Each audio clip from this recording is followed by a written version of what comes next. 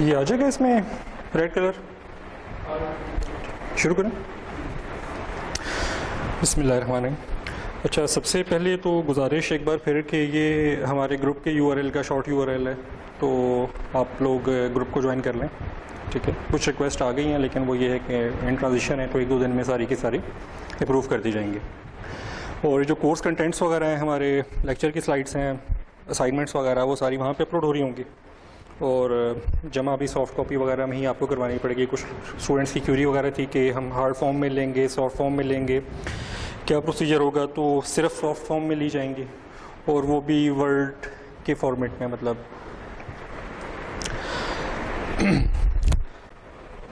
अच्छा, प्लेजरिज्म के बारे में एक बार फिर मैं आप लोगों से रिक्वेस्ट करूंगा कि इसका ख़ास ख्याल रखें, क्योंकि लास्ट टाइम भी कुछ स्टूडेंट्स कह रहे थे कि जी हमें बाद में बताया गया, हालांकि कोर्स पॉलिसी में वाज़ेह अल्फाज में लिखा हुआ था और पहले लेक्चर में भी बता दिया जाता है अमूमन थोड़ा सा। तो लेकिन जब वो प्रैक्टिकल एक्सपीरियंस हुआ, ज़ीरो लगे, तो उसके बाद फिर मसले मसाइल बने और फिर लोगों को वो हुआ। तो आप लोग काइंडली शुरू से ही इस चीज़ का ख्याल रखिएगा ताकि आइंदा कोई इस तरह का इशू जो है वो रेज़ ना हो। अच्छा, जहाँ तक इस कोर्स का ताल्लुक़ है तो अभी हम थोड़ी सी टेक्निकलिटीज़ में जाएंगे वायरलेस नेटवर्क की जो वक्त गुजरेगा, और इवन हम कोशिश करेंगे इसको फ्रेम लेवल तक एक्सप्लोर करने की कि फ्रेम वगैरह में जब मूवमेंट हो रही होती है तो वो क्या कुछ एक्टिविटीज़ हैं जो परफॉर्म हो रही होती हैं बिहाइंड द सीन। तो उसके लिए ना आपको थोड़े से अपने नेटवर्क के कंसेप्ट्स को, अगर तो हैं तो बहुत अच्छी बात है, नहीं है तो थोड़ा सा रिवाइज़ कर लीजिएगा, क्योंकि उससे फिर ये है कि हमें आगे बढ़ने में आसानी हो। ये ना हो कि मतलब कुछ ऐसी चीज़ें हों जो उस वक्त आपको ताल्लुक़ पीछे से रखती हों पुरानी वाली हिस्ट्री से, और उस वक्त आप क्यूरियस करें तो उससे होगा कि फिर हमारी पेस थोड़ी सी स्लो हो जाएगी। तो मेरी कोशिश ये होगी कि हम ज़रा जल्दी से वायरलेस वाले एरिया को एक्सप्लोर कर लें, और उसके बाद फिर जो उसकी इम्प्लीमेंटेशन है ना, ये स्पेशली एड हॉक नेटवर्क्स बनाने में, और मोबिलिटी जो उसके अंदर आ रही होती है उसको कैसे कंट्रोल किया जाता है, और फिर सेंसर नेटवर्क्स वगैरह क्या हैं, उनकी क्या इफादियत हो सकती है और आइंदा आने वाले ज़माने में। तो उस पर हम अगर ज़्यादा टाइम दें तो वो मेरे ख्याल में ज़्यादा बेहतर होगा, क्योंकि ये वाली जो चीज़ें हैं ये नॉर्मली, मतलब जिस तरह हम लोग भी हैं, आप लोग भी हैं,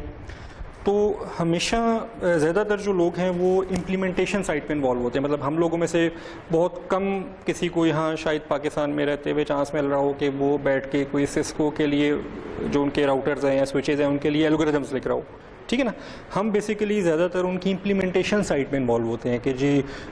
हमारे पास एक नेटवर्क है, उसको डिज़ाइन कैसे करना है, डिज़ाइन करने के बाद उसमें क्या क्या चीज़ें लगानी है, उसकी ऑप्टिमाइजेशन वगैरह कैसे करनी है। तो ज़्यादा हमारे यहाँ जो फोकस चल रहा होता है वो उस एरिया पे चल रहा होता है, ठीक है ना। तो हम भी कोशिश करेंगे जो इम्प्लीमेंटेशन साइड है ना उसको थोड़ा सा हम टाइम दें, और वो हम तभी दे पाएंगे जब हम ज़रा इस वाले फेज़ से जो थोड़ा सा मुश्किल होता है इससे ज़रा जल्दी निकल जाएँ। रिकमेंड मैं आपको दो तीन चीज़ें करूँगा शुरू से ही, अगर आप उन पैरामीटर्स पे अमल दरामद करते रहेंगे तो आसानी होगी। एक तो ये कि कोशिश करें क्लासेस स्किप ना करें। अगर स्किप नहीं करेंगे तो ये होगा कि कंटिन्यूटी बरकरार रहेगी, और अगर कोई हो भी जाती है तो एटलीस्ट पे उसकी वीडियो जो है ना नेक्स्ट लेक्चर से पहले देख लें, क्योंकि ये जो पहले 10 एक चैप्टर हैं, 11 चैप्टर, वो एक दूसरे के ऊपर बेस करें। मतलब एक एक कंसेप्ट अगले वाले में यूज़ होंगे, उसके कंसेप्ट उससे अगले वाले में यूज़ होंगे। तो फिर ये ना हो कि कोई लेक्चर मिस किया हुआ हो और उसके बाद आप डायरेक्ट आ जाएँ, तो उससे फिर माइट भी आपके वो जो पिछले कंसेप्ट भी नहीं होंगे, अगले वाले भी आपको फिर समझने में मुश्किल होगी, तो वो फिर इससे बचा जा सके। और बुक ही नॉर्मली फ़िलहाल तो फॉलो हो रही है, वही वाली कोर्स बुक जो है वो भी उस पर अपलोड हुई भी है। वो एक्सेस वगैरह जो है आप लोगों को ग्रांट कर दिए जाएंगे, तो वहाँ से आप डाउनलोड कर लें, और उसके अगर आप साथ साथ कभी कभी पढ़ लिया करें तो सोने पे सुहागा हो जाएगा। मतलब मुझे भी थोड़ा सा आसानी हो जाएगी, और आप लोगों को भी उम्मीद है कि उससे आइंदा आने वाले दिनों में जब मिड वगैरह होंगे तो काफ़ी फ़ायदा होगा। आगाज़ करते हैं आज के चैप्टर का। आज हम देखेंगे कोई चैप्टर नंबर 2 जिसमें ओवरव्यू ऑफ द 802.11 दिया जाएगा। अभी जो 802.11 है,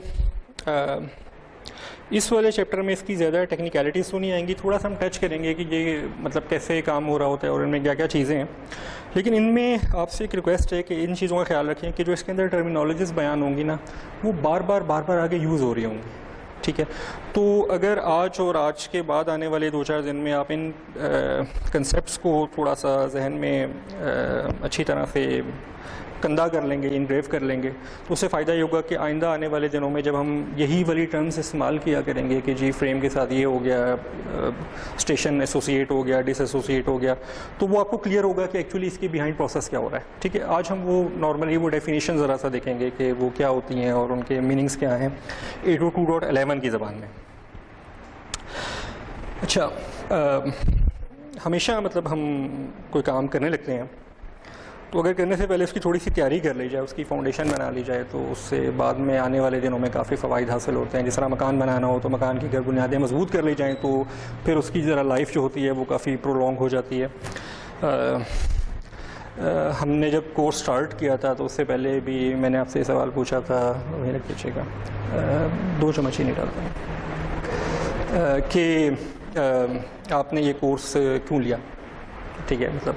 अगर उस वक्त थोड़ा सा हमें क्लियर हो कि हम क्या करना चाह रहे हैं तो माइट भी मतलब मुझे आपकी तरफ से कोई इनपुट मिलती कि आपके इस कोर्स के हवाले से ये कुछ एक्सपेक्टेशंस हैं, तो माइट भी वो एक्सपेक्टेशन फ़िलहाल इसमें शामिल ना होती, लेकिन मैं पूरी कोशिश करता कि उन चीज़ों को भी अगर बीच में हमें टाइम मिले तो हम उनको एडअप कर लें। ठीक है,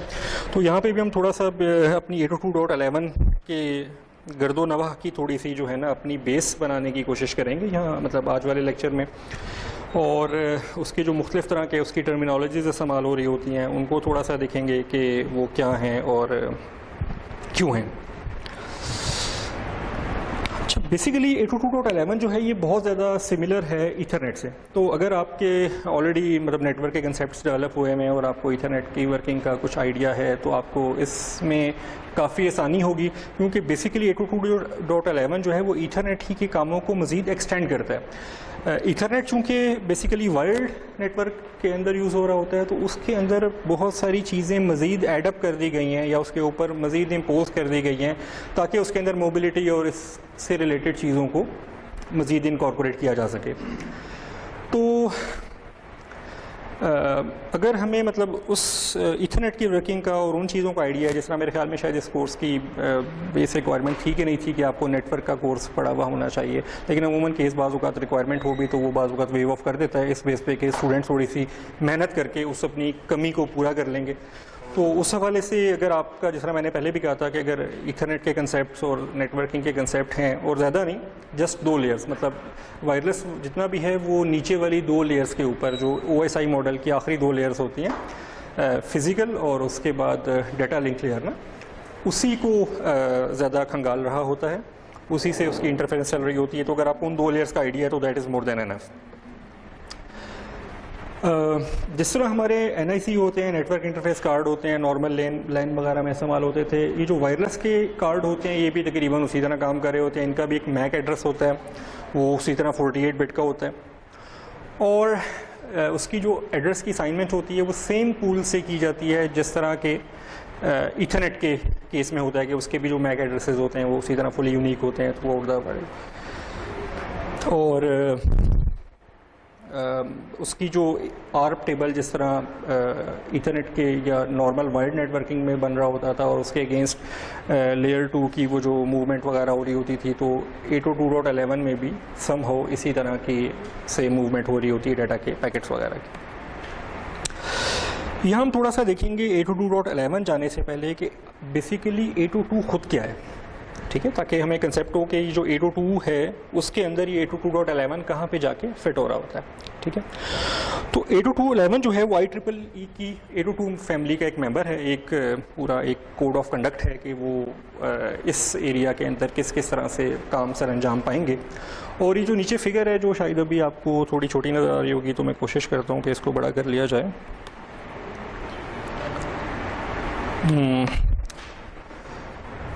तो 802.11 जो है इसके अंदर 802 फैमिली के अंदर मुख्तलिफ़ तरह के कह लें कि कुछ प्रोटोकॉल्स या कुछ स्टैंडर्ड्स हैं जो कि पॉइंट के बाद उसके नंबर से रिप्रेजेंट हो रहे होते हैं। जो 802 जो है उसके अंदर सबसे पहले 802.1 जो है वो इसकी मैनेजमेंट के ये ओवरऑल कैसे सारी की सारी एक्टिविटीज़ मैनेज हो रही होंगी, ये 802.1 उसको डील कर रहा होता है। 802.2 जो है वो LLC या लॉजिकल लिंक लेयर को कंट्रोल करता है। इसी तरह फिर 802.3 मैक और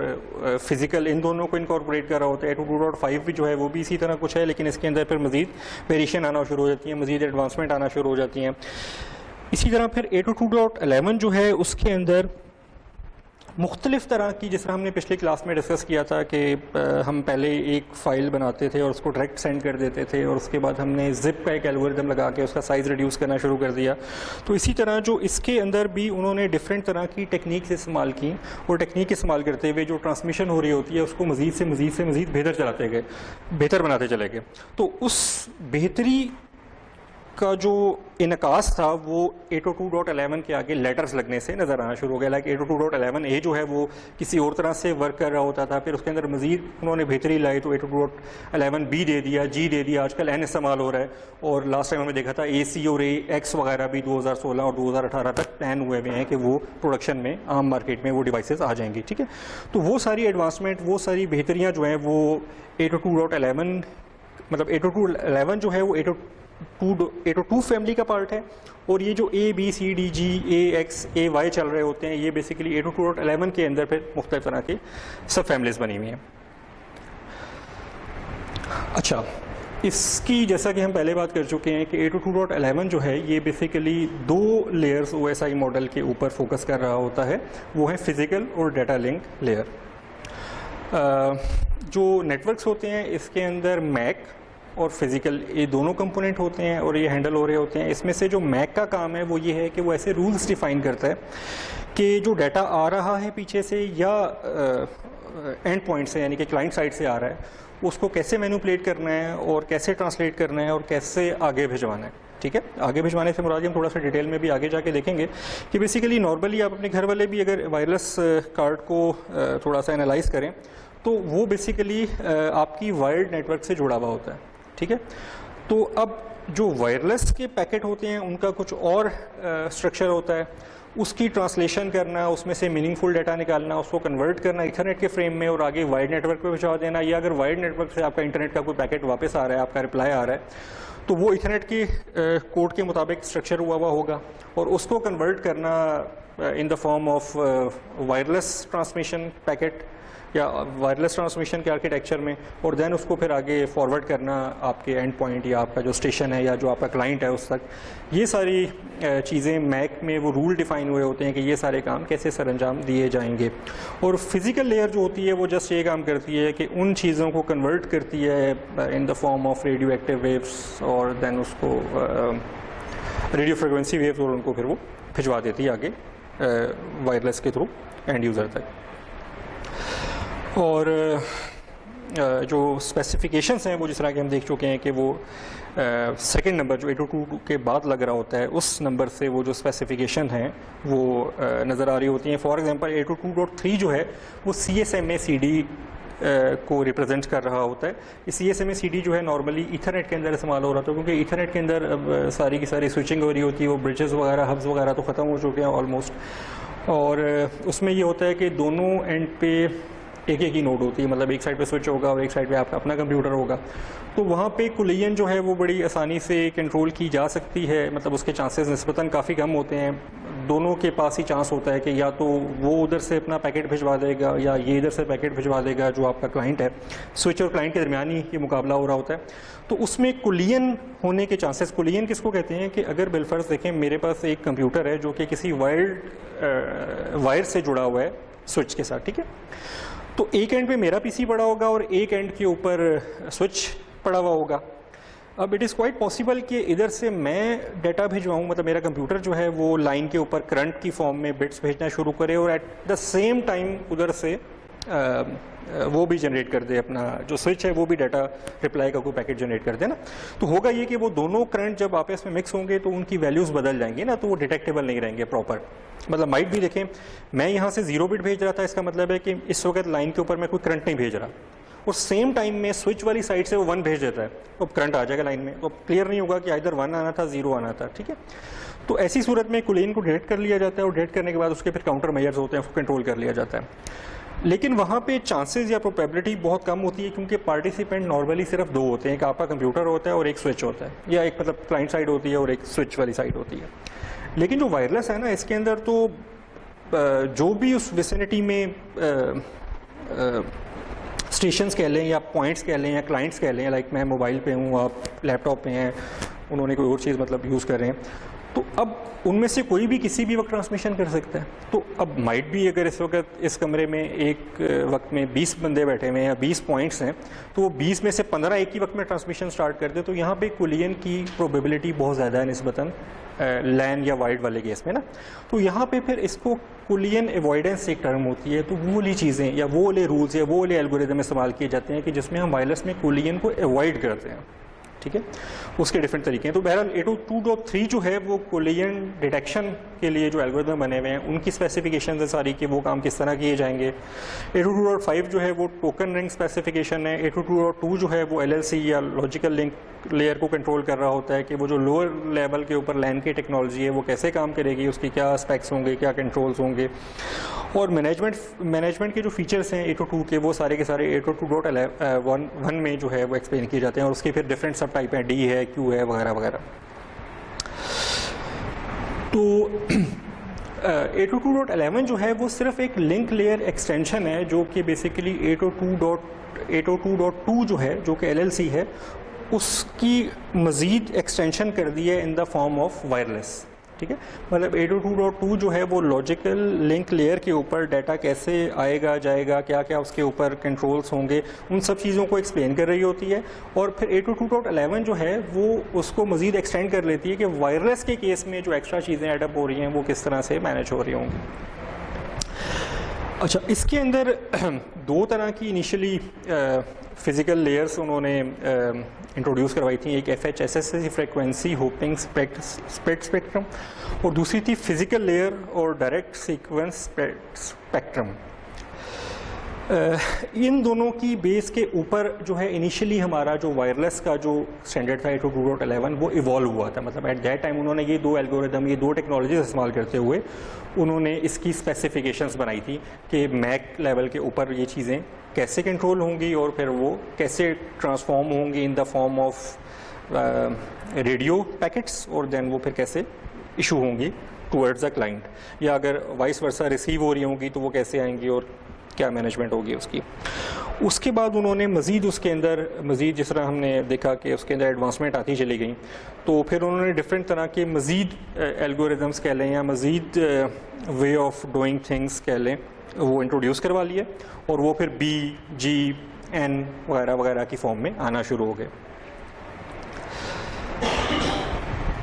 अच्छा, इसके बाद यही वही बात चल रही है कि वो डिफरेंट तरह के जो हैं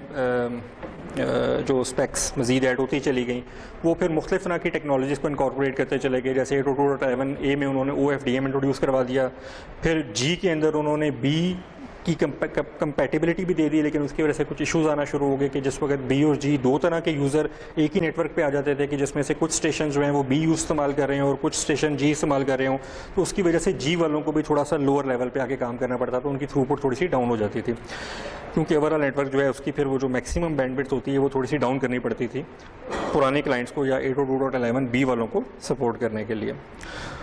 तो ये सारे सिलसिले चलते रहे, मतलब 802.11 में एडवांसमेंट आती रही, अब भी आ रही हैं और मज़ीद भी आती रहेंगी ग्रेजुअली। तो एक्चुअली इन सब का मकसद एक ही था कि मोबाइल नेटवर्क एक्सेस, ठीक है, हमारा जो वाइड था वो स्टैटिक किस्म का नेटवर्क एक्सेस होता था, लेकिन उसके अंदर मोबिलिटी को सपोर्ट करने के लिए 802.11 को इंट्रोड्यूस करवाया गया। और अब चूँकि मोबिलिटी के और साथ हमने एक और चीज़ देखी थी फ्लेक्सिबिलिटी, ये दो फीचर्स है जो वायरलेस हमें प्रोवाइड कर रहा होता था। तो इन चीज़ों को इंटरटेन करने के लिए फिर हमें मुख्तलिफ़ तरह के इसके अंदर एड-ऑन्स पॉपअप करने पड़े,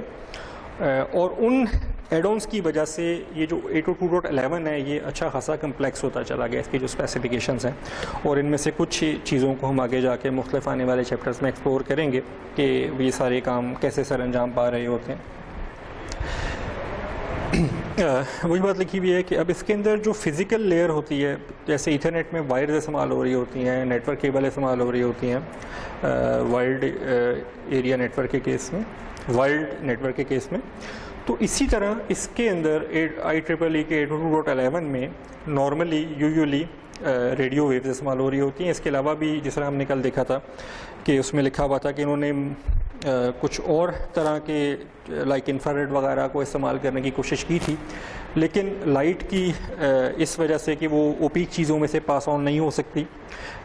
उसका स्कोप लिमिटेड हो जाता था। तो जब उन्होंने ये आरएफ को इस्तेमाल किया तो आरएफ से उनको बेहतर रिजल्ट मिले in the form of range. तो उसके बाद अब ये नॉर्मली रेडियो वेव के ऊपर ही ज़्यादातर 802.11 की आउटपुट चल रही होती है फिज़िकल हवाले से, फिज़िकल मीडियम के हवाले से। तो 802.11 जो है वो जो फिज़िकल मीडियम होता है इसको 2 कंपोनेंट्स में कन्वर्ट करती है। एक तो फिज़िकल लेयर कन्वर्जेंस प्रोसीजर की फॉर्म में, और एक होता है फिज़िकल मीडियम डिपेंडेंट सिस्टम।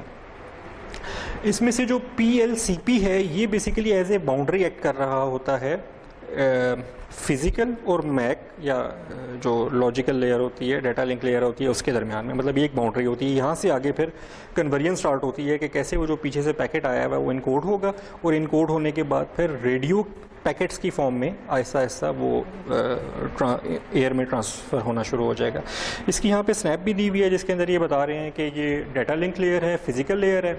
तो जो डाटा लिंक लेयर होती है उसके अंदर जब वायर्ड नेटवर्क से या जो भी बैक एंड पे बैकबोन नेटवर्क चल रहा है वहाँ से जब कोई पैकेट आता है तो मैक जो है वो अपने रूल्स के मुताबिक उसको ट्रांसफॉर्म करती है, ट्रांसकोड करती है, और उसके बाद PLCP को देती है। PLCP से फिज़िकल लेयर स्टार्ट हो जाती है और ये फिर उसको ट्रांसकोड करती है in the form of radio packets, और एट द एंड PMD जो है उसको डिस्ट्रीब्यूट कर देती है एयर में ताकि वो एंड यूज़र तक या एंड रिसीवर तक पहुँच जाए।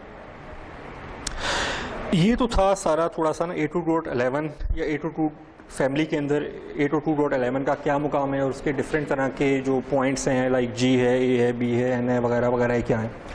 तो यूजुअली सर जो हैं वो एग्ज़ाम में मेमोराइजेशन को नहीं चेक करते ज़्यादा, मतलब लाइक चेक तो करते हैं लेकिन इस तरह नहीं चेक करते कि बिलफर्ज आपसे पूछा जाए कि यार 802.11 G क्या होता है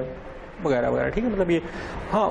इम्प्लीमेंटेशन के हवाले से क्वेश्चन आ सकता है कि मतलब अगर आपने पढ़ा हुआ है, समझा हुआ है, तो कुछ इस हवाले से क्वेश्चंस आ जाएंगे कि कहाँ पे आप किस तरह की चीज़ इस्तेमाल करेंगे। लेकिन बिल्कुल ये चीज़ कि 802.11 G क्या है या B क्या है, इन दोनों में फ़र्क क्या है, इस तरह की नॉर्मली चीज़ें सर नहीं अपने एग्ज़ाम वगैरह में पूछते। अब 802.11 का नॉर्मली रिक्वायरमेंट या डिज़ाइन क्या होता है, तो ये एक बड़ा सादा सा वायरलेस नेटवर्क है। 802.11 का नेटवर्क यहाँ बताया गया और इसके अंदर 4 या इनसे कम कंपोनेंट हो सकते हैं। मतलब मैक्सिमम ये 4 ही कंपोनेंट होंगे जो कहीं पे मिल जाएं तो वो वहाँ पे हम वायरलेस का नेटवर्क बना पाएंगे। इसमें स्टेशन है, स्टेशन आप नोड समझ लें। स्टेशन एक्चुअली ये टर्मिनोलॉजी है जो आगे हर जगह इस्तेमाल होती रहेगी, लेकिन इसको आपको कंप्यूटर, कोई मोबाइल फ़ोन, कोई भी ऐसी एंड नोड समझ लें जिसके अंदर वायरलेस कार्ड लगा हुआ है और वो वायरलेस ट्रांसमिशन सेंड और रिसीव करने की कैपेबल है।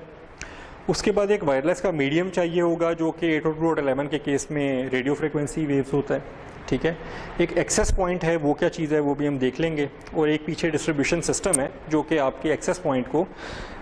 वायर्ड नेटवर्क से या किसी भी और मीडियम से कनेक्ट कर रहा होता है।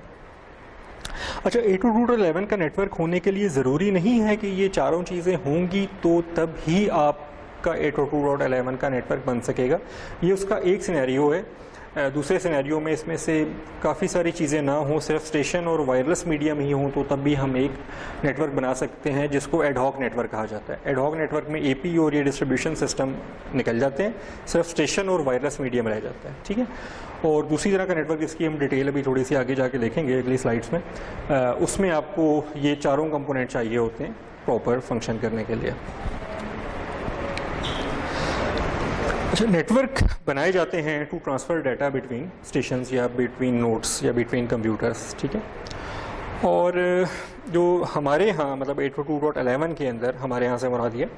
जो स्टेशन होंगे वो ऐसी कंप्यूटिंग डिवाइसेस होंगी जिनके अंदर वायरलेस इंटरफेस या वायरलेस नेटवर्क इंटरफेस कार्ड लगे हुए हैं, इंस्टॉल हैं, वो वायरलेस के ऊपर कम्युनिकेट कर सकती हैं। और स्टेशन जो हैं वो नॉर्मली बैटरी ऑपरेटेड लैपटॉप या हैंडहेल्ड डिवाइसेस या कंप्यूटर या डिफरेंट तरह के सेंसर्स होंगे, क्योंकि ऑब्वियसली डेस्कटॉप वगैरह है तो उसके अंदर तो अमूमन उसकी फ़िक्स लोकेशन होती है, उसके अंदर मोबिलिटी की इतनी ज़्यादा रिक्वायरमेंट नहीं होती। तो उसके अंदर अगर आप वायरलेस कार्ड लगा भी लेते हैं तब भी डेस्कटॉप का पूरा वो उसका CPU भी और उसका मॉनिटर भी और इसी उठा के मूव करना नॉर्मली बंदों के लिए काफ़ी हेक्टिक होता है। तो जो नॉर्मल डिवाइसेस होती हैं जो कि वायरलेस को इस्तेमाल कर रही होती हैं वो इस तरह के छोटे छोटे गैजेट्स वगैरह होंगे जो कि ईज़िली मूवेबल हों। लेकिन कई इन्वायरमेंट ऐसी होती हैं जहाँ पे इसको फिक्स्ड चीज़ों को या जो ये कंप्यूटर वगैरह इसके केस में भी इस्तेमाल किया जा सकता है। इसकी बड़ी अच्छी एग्जांपल आजकल आ रही है कि जो कुछ घरों में इस्तेमाल होने वाले नए प्रिंटर्स आ रहे हैं उनके अंदर भी ये वायरलेस कैपेबिलिटी दी हुई होती है। उसका मकसद ये होता है कि आपने प्रिंटिंग करनी है तो आपने अपने मोबाइल से या अपने लैपटॉप से या कहीं से भी करनी है तो उसके लिए आपको स्पेशल वो USB केबल ला के उसके साथ अटैच ना करनी पड़े, बल्कि आप वायरलेस वाले नेटवर्क के ऊपर ही अपना प्रिंटर एक्टिवेट कर देते हैं और देन आप यहाँ से प्रिंट भेजें तो वो वायरलेस के थ्रू ही वहाँ से प्रिंट निकल आएगा। तो अब प्रिंटर जो है वो आपके घर में कहीं भी मूव नहीं करेगा, नॉर्मली किसी एक ही जगह पड़ा रहेगा, लेकिन इवन देन वो एक आसानी पैदा करने के लिए उसके अंदर भी आप उसको लगा लें वायरलेस वाले सिस्टम के ऊपर ले जाएँ तो